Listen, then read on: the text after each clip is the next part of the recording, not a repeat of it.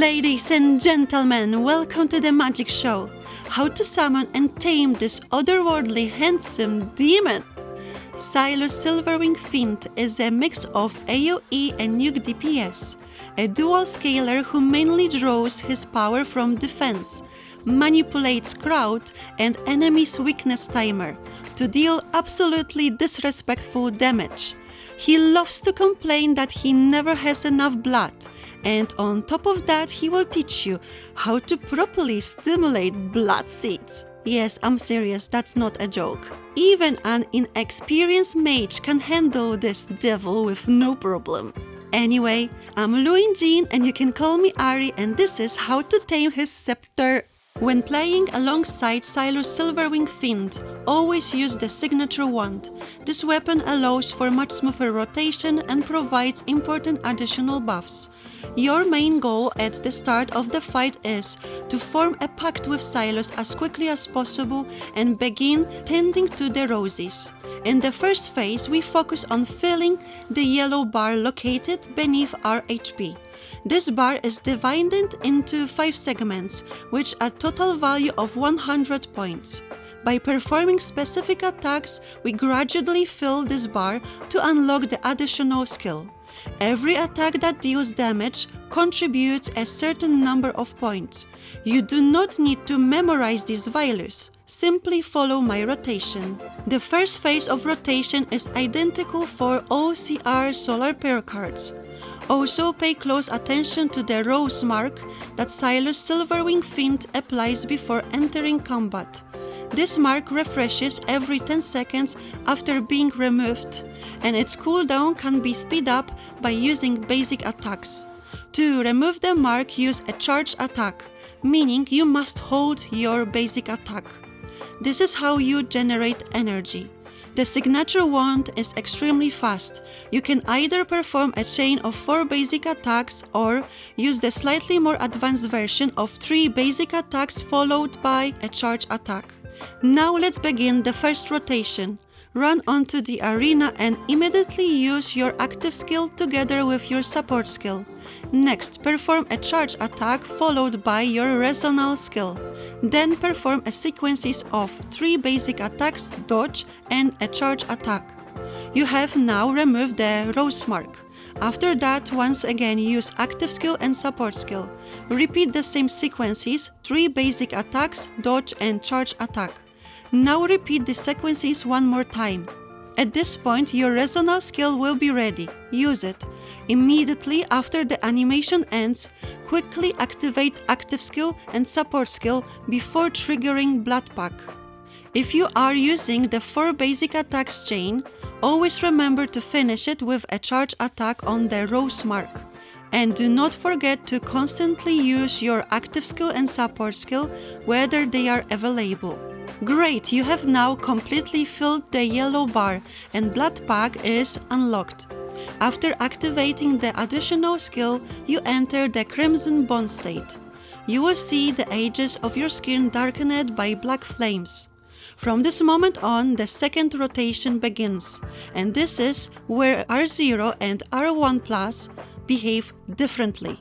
If you have R0CR, start by performing a sequence of basic attacks with a charge attack, or use only charge attacks until your activate skill becomes available. Remember that this skill must be held, not tapped. Then perform a charge attack and immediately use Underworld Rift, which is your special resonal skill. You must use it when Torrent's icon appears. With R0CR, you will only generate 1 blood rose, which provides a 30% damage boost. During the enemy's weakness state, 2 stained glass windows will appear. With R1+CR, the rotation becomes much easier. You immediately hold your active skill, then perform a sequence of basic attacks with a charge attack or only charge attacks. Next, use your second active skill, which must be held. After that, perform a charge attack and activate Underworld Rift. Thanks to R1 plus CR, you can generate maximum number of blood roses, which gives you a massive 60% damage boost, and 3 stained glass windows will appear during the enemy's weakness state.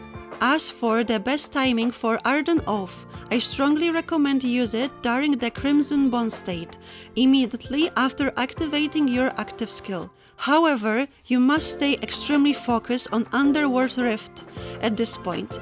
Missing it may cause the enemies exit their weakness state, which results in a major damage loss. The Crimson Bond state lasts until you activate Underworld Rift. If you remain in this state for too long and continue using active skill, its cooldown will increase after each use, which can negatively affect your tempo and damage output. You have probably already noticed that R1 CR is a very comfortable rank due to the faster charging of Ardent Oath. In addition, it provides significant damage buffs and reduces the cooldown of active skills, allowing you to use them twice during a single Crimson Bond state. Higher ranks offer additional buffs and quality of life improvements, which I would mainly recommend to players who are either extremely lucky or who simply enjoy investing money into the game. It is also worth mentioning that Sylus Silverwing Fiend is currently the easiest 3rd generation companion to master. He works very well with other solar Protocores as long as they are properly adjusted using the correct Protocores. How to build a strong team for a Sylus Silverwing Fiend. He is such a versatile companion. He can be built using a weakness build, but he also performs extremely well with a crit build, which I especially recommend starting from R1 plus CR Solar Protocores. His strongest attack is Underworld Rift, which is the finisher that pulls us out of the Crimson Bond state. For this attack to deal high damage, you need to increase your total defense. It's also important to know that this attack receives a massive buff at R1 plus CR. However, at R0 CR, both the finisher and Ardent Oath deal very similar damage. Because of that, if we want our ultimate to deal more damage, we usually increase Oath strength. But in this case, Underworld Rift may not have enough defense and can end up being quite weak. So, how do we make Sylus Silverwing Fiend deal big PP damage? You will definitely need the proper total stats, which you obtain through the right card selection and Protocores. When building a team for Sylus Silverwing Fiend, we focus on choosing lunar cards that have both defense talents and attack talents. Keep in mind that 5-star cards are always stronger than 4-star cards due to their higher base stats. The more defense cards you equip, the higher your total defense will be. However, you may already own 5-star lunar cards at a higher ranks, and using them in your team can be extremely beneficial, even if their talents doesn't perfectly match Sylus Silverwing Fiend's main attribute. This is because higher rank cards still provide much stronger base stats. You can check a card's talent by clicking on the exclamation mark or directly through the Protocores menu, where the talents is also displayed. Before the match starts, you choose companion you want to fight alongside, then equip the cards with the highest ranks and levels. It's highly recommended to follow the Protofuel's Terrac Room requirements, meaning you should use exactly the number of colors that the game requests. To activate all possible buffs during the fight, make sure to place matching colors in all available team slots. Each card in a recommended color grants you an additional 5% buff. However, it's always worth testing whether your team will be stronger with lower level cards of the correct color or with higher level cards in non-recommended colors. Also, keep in mind that higher card levels always translate into higher damage. Next comes the selection of Protocores, which are responsible for shaping your companion's damage output and must be adapted to the enemies you will face. If they are shielded mobs on the field, you can focus on building for higher damage boost to weakened. However, as soon as shieldless enemies appear, you should immediately invest into more crit instead.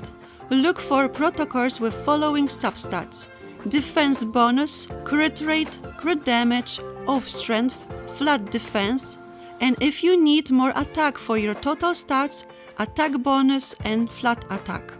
You can also use damage boost to weakened and the card's talent, but only if you have no better option available. I strongly recommend using Match Helper option or applying the filter and selecting your desired secondary attribute. Follow the yellow circle indicator or use my list of highest value substats worth prioritizing. For optimal results, choose cores with around 13 to 15% defense bonus on +0 cores, which means they are non-enhanced Protocores, or 18 to 30% plus defense bonus on +12 or +15 cores. Do not forget about crit and attack bonus. Try to build your team in a way that allows you to reach your target total stats. The final key element is choosing the correct main stat on your beta cores, which will make your rotation much smoother. Even through Sylus Silverwing Fiend with CR solar pair cards and the signature wand generates energy well, they are situations where you can still lose your flow. Pay close attention to the build you are using, because when you're playing Stella match, you use resonance skill very frequently, and this can result in an energy shortage for your next attacks. That is why I recommend using one energy stat on your beta cores for each rank, especially when fighting mobs that require frequent shield breaking. It's also important to consider how long your fights last, because you may discover that you do not actually need support from off recovery. When using a crit build, you will give up resonance skill much more often, because the animation takes too long, and on top of that you will receive full shield breaks far less frequently than with a weakness build. Since R0CR is what primarily helps us generate energy, and other solar pair cards used with Sylus Silverwing Fiend will require additional energy from Protocores. Please remember that all of these suggestions are based on my personal experience with this companion, and I highly recommend testing everything yourself to see what suits your own playstyle best. If you have any more questions about this companion, be sure to leave them in the comments. And for now, I wish you an absolutely delightful time with this charming aristocrat, and I will see you in the next video.